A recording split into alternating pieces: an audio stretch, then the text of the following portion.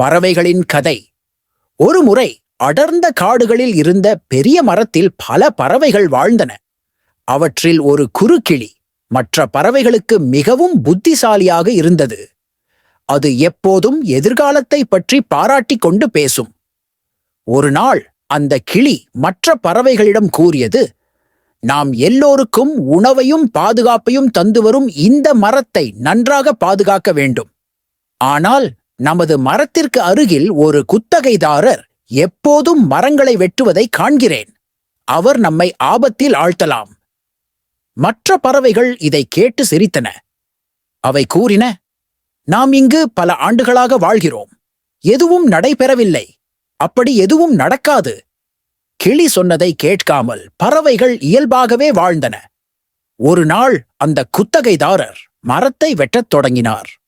பறவைகள் மண்டியிட்டு உதவிக்கு அழைத்தன. ஆனால் அந்த நேரம் மிகவும் தாமதமாகிவிட்டது. குறுகிய நேரத்தில் மரம் விழுந்தது.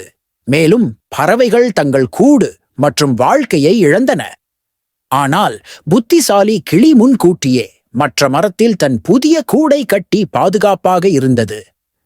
இந்த கதையின் மூலம் நம்முடைய எதிர்காலத்திற்காக முன்கூட்டியே யோசிப்பது மற்றும் அறிவாளிகளின் வார்த்தைகளை பொருட்படுத்துவது முக்கியம் என்பதை புரிந்து கொள்ளலாம். இது கூறும் எளிய தமிழ் கதையாகும்.